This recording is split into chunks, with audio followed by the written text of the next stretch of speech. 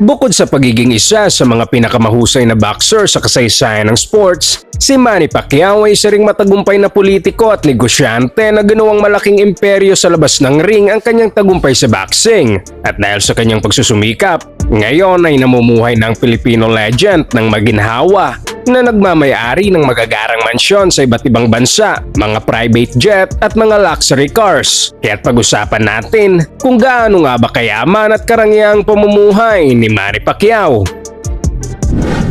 Ipinanganak noong 1978 sa Kibawe, lalawigan ng Bukidnon sa Mindanao. Si Emmanuel Dapadran Pacquiao Sr. na mas kilala bilang Manny Pacquiao o simpleng Pacman ay isang alamat sa boxing, politician at businessman. Sinimulan ni Manny ang kanyang boxing career noong teenager pa lang siya. Sa edad na 14 years old, nakapagtala na ito ng kahanga-hangang amateur record na 60 wins at may 4 na talo lamang. Taong 1995, nagpasya na si Manny na pasukin ng professional boxing at taong 1998 nang tuluyan ng maging world champion si Pacman nang mapanalunan nito ang WBC flyweight title laban kay Chatchay Sasakul. At mula rito, hindi na siya tumigil sa pag-angat. Sa kabuuan ng makulay niyang karera, tumalo ito ng 22 World Champions. Siya rin ang nag-iisang 8 Division World Champion sa kasaysayan ng boxing at ang nag-iisang atleta sa kasaysayan na nag-champion sa 4 na magkakaibang dekada mula 1990s hanggang 2020s. Kaya't hindi na nakakapagtaka nang iluklok siya sa International Boxing Hall of Fame noong 2025. Kasabay ng tagumpay niya sa boxing, pumasok din si Manny sa politika at unang nahalal bilang congressman ng Sarangani noong 2010. Hinawakan niya ang posisyong ito ng 6 na taon bago manalong senador kung saan nagsilbi siya mula 2016 hanggang 2022. Dahil sa tagumpay niya sa boxing, politics at business, naging napakayaman ni Manny Pacquiao at ngayon ay namumuhay sa marangyang lifestyle na kanyang deserve. Kahit palaging nasa Pilipinas, may mga hawak ding real estate properties si Manny sa Amerika. Isa sa mga naging pag-aari niya noon ay ang bahay nito sa Hancock Park sa Los Angeles. May lawak ito na nasa mahigit 4,200 square feet. Pagpasok pa lang, sasalubong na agad sa iyo ang high ceiling ng living room na may elegant style. Kasunod ang dining area na good for around 10 people. At may isang modern kitchen na fully equipped with high-end appliances at sleek cabinets. May 5 bedrooms at 6 na bathrooms sa buong bahay. Sa labas ay may well-maintained garden at swimming pool with spa area sa likod na parang private resort sa gitna ng city. Binili ito ni Pacquiao noong 2009 sa humigit kumulang 95.2 million pesos at naibenta rin kalaunan sa halos parehong halaga noong 2023. Pero mas naging usap-usapan ang isa pa niyang property sa Beverly Hills. Located ito sa isang exclusive community kung saan nakatira ang mga celebrities at business elites. May lawak ito na nasa around 8,600 square feet at ang design ay classic pero may modern touch na itinayo pa noong 1998. Sa entrance pa lang, may 3-car garage at fountain na nagbibigay ng luxury vibe. Sa loob, makikita ang formal living room na may French window at elegant furniture, habang ang fireplace na may crystal details ay nagbibigay ng classic character sa buong bahay.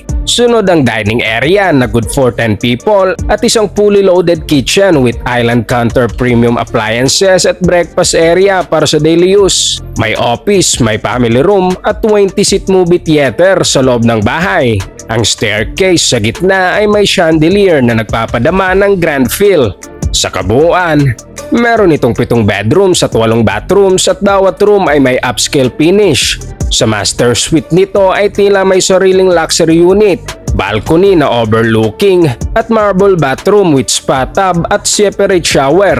Sa labas, nakatayo ang mansyon na nasa humigit kumulang 30,000 square feet na lote na may balconies, garden, barbecue area, swimming pool, spa section at outdoor lounge na may fireplace. Bukod kay Pacquiao, tumira rin ang rapper na si Diddy dito noon. Nabili ito noong 90s halagang 17 million pesos at kalaunan ay naibenta ng around 117.3 million pesos. Pero noong 2015, tuluyan itong napunta kay Pacquiao sa halagang 568 million. Si Manny Pacquiao ay mahilig rin sa luxury vehicles at makikita itong nakasakay sa ilan sa mga pinakamamahal na sasakyan sa buong mundo. Meron siyang koleksyon ng mga motorsiklo, kabilang ang BMW R1200 GS na nagkakahalaga ng humigit kumulang 770,000 pesos, Suzuki B-Strom 1050 na nasa 850,000 at BMW R1250 GS na may halagang 1.2 milyon.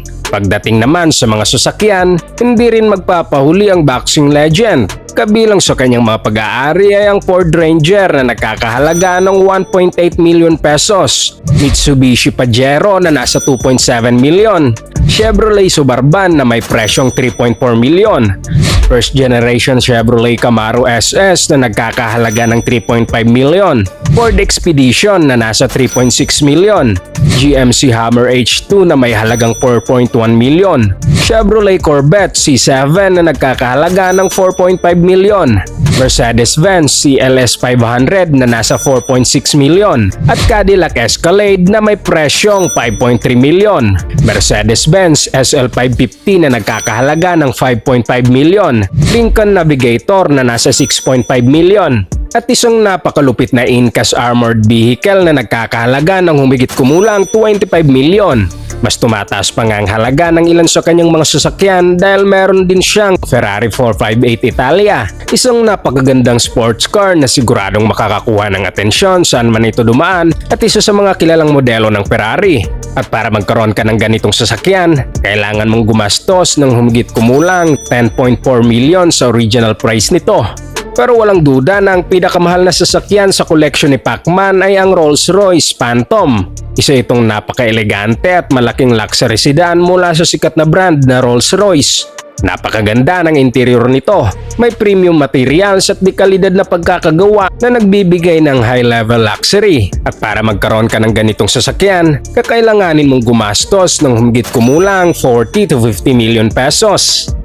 Pagdating sa investment sa real estate, hindi rin nagtitipid si Manny Pacquiao. Meron siyang iba't ibang properties sa iba't ibang bahagi ng mundo, kabilang ang hindi bababa sa 2 mansyon sa Pilipinas. Isa sa mga ito ay ang kanyang modernong tropical style property sa Forbes Park na may lawak na 16,400 square feet at mistulang isang luxury resort. May napakalawak na living room na maaliwalas dahil sa floor-to-ceiling glass windows nito. Ang kusina nito ay may 2-level island habang ang dining room naman ay may mesa na kayang mag-accommodate ng 14 na katao.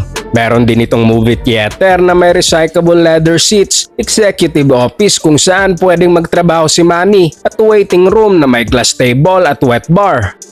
Sa itaas naman ay makikita ang master suite ni Pacquiao na may compact dining area at marangyang banyo na may spa tub. Isa pang interesting na detalye ay ang pagkakaroon nito ng 2 closet. Isa para sa kanyang asawa at isa na eksklusibong ginagamit ni Pacquiao. Sa labas ng mansyon ay may leisure area na may Olympic size swimming pool na kalahating indoor at kalahating outdoor ang disenyo. Ayon sa ilang sources, binili ni Manny Pacquiao ang mansyong ito noong 2012 at base sa ilang pagtataya, ang kasalukuyang halaga nito ay nasa 2.3 billion. Bukod sa luxurious property na ito, meron ding isa pang kahangahangang mansyon si Manny Pacquiao sa General Santos City na hindi rin nagpahuli pagdating sa karangyaan at napapalibutan ng magagandang landscaping. Pagpasok pa lang sa property, mapapansin agad ang elegante at malinis na living room na may mga glass wall at dekorasyong maingat na pinili ni Jinky Pacquiao. Sa main area ng bahay, makikita rin ang dining room at kusina na may magagandang light fixtures na nakasabit sa itaas ng countertop. Lahat ng mga kwarto ay may glass walls, habang sa labas naman ay may magandang swimming pool kung saan pwedeng mag-relax si Manny kasama si Jinky. Sa maliit na parte pa lang ng mansyon na ito na nakita ng publiko, madaling isipin na malaking halaga ang ginastos para maitayo ito. Kapag bumibiyahe naman sa iba't ibang bahagi ng mundo, gumagamit si Manny Pacquiao ng mga private aircraft. Ilang beses na siyang nakitang sumakay sa Gulfstream G550, isa sa mga pinakamoderno at pinaka-luxurious na private jet sa buong mundo. May haba itong 96 feet at nagtatampok ng maluwag at mataas na cabin na may compact kitchen, dining area at living room, habang kaya nitong magsakay ng hanggang 13 passengers. Para makabili ng jet na katulad nito, kailangan mong gumastos ng mahigit 2 billion pesos o magbayad ng humigit kumulang 575,000 kada oras para ma-charter ito. Bukod sa mga private jet, meron ding sariling Bell 407 helicopter si Manny Pacquiao. Isa itong versatile aircraft na kayang magsakay ng hanggang sa 6 na tao bukod sa piloto sa loob ng ergonomic cabin nito.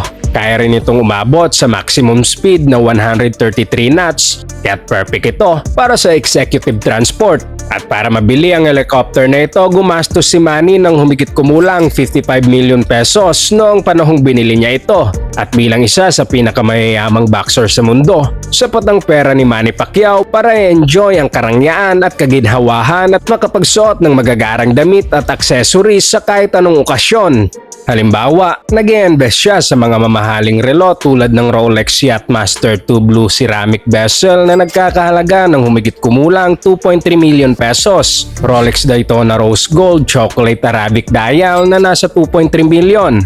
Patek Philippe Two-Tone Silvery Gray Dial na may presyong 4.1 million. Richard Mille RM016 na nagkakahalaga ng 5.2 million. Rolex Daytona Yellow Gold Green Dial na nasa 5.4 million. Rolex GMT Master 2 Yellow Gold Diamonds na nagkakahalaga ng 10.1 million. Audemars Piguet Royal Oak Pink Gold na may halagang 11.4 million.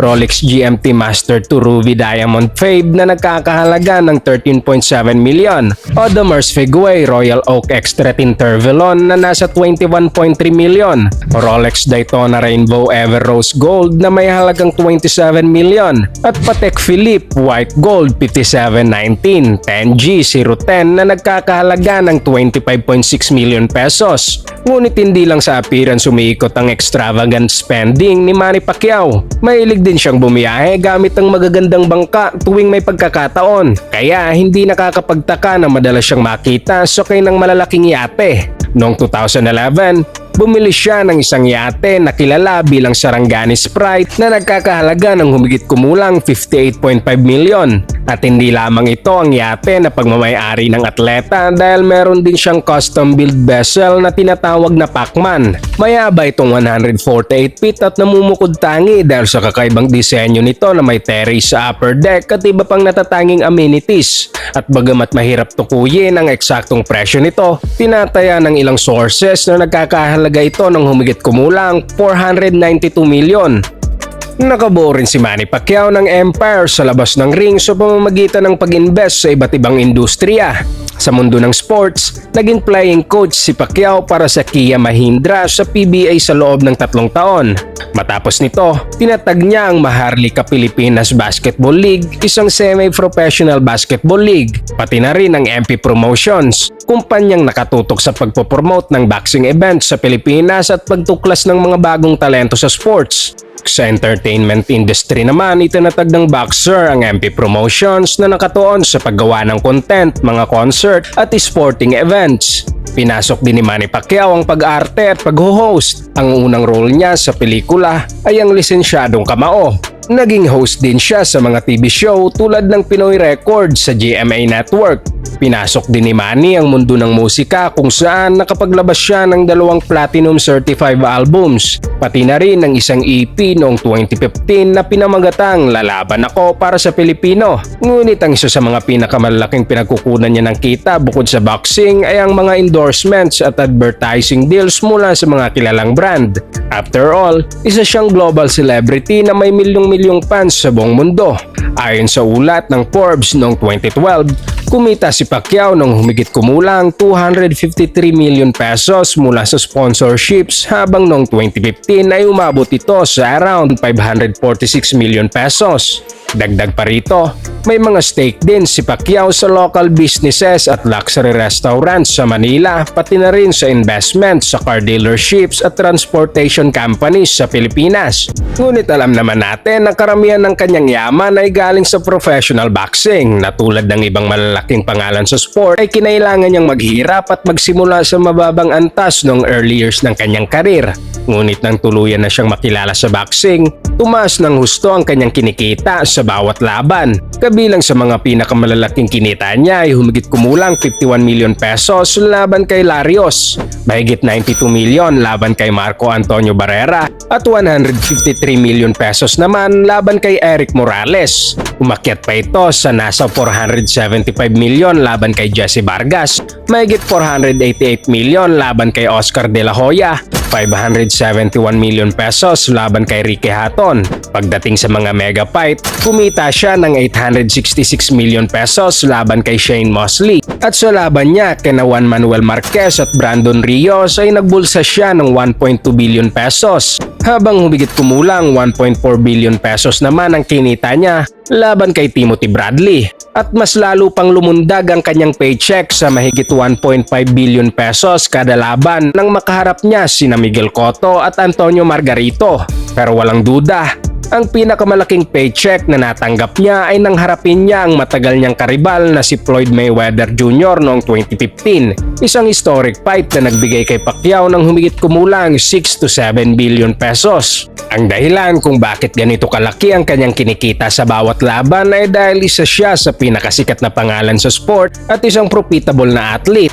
Hindi na nakakapagtaka na nirank siya ng Forbes magazine bilang second highest paid athlete sa mundo noong 2012 na may earnings na humigit kumulang 2.6 billion pesos. Pagkalipas ng 3 taon noong 2015, bumalik siya sa parehong pwesto na may humigit kumulang 7.2 billion pesos na kinita sa buong taon kasama ang lahat ng kanyang sources of income.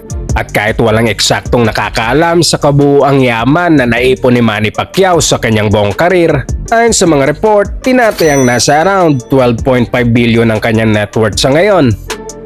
Disclaimer lang mga boss, ang lahat ng presyo at halaga na nakasaad sa video na ito ay tinatayang conversion lamang mula sa US dollar patungong Philippine peso batay sa historical exchange rate ng bawat taon. Maaaring mag-iba ang aktual na halaga sa kasulukuyan dahil sa pagbabago ng exchange rate, inflation at market value sa paglipas ng taon. Huwag kalimutang mag-like at subscribe para sa mas marami pang sports kwento.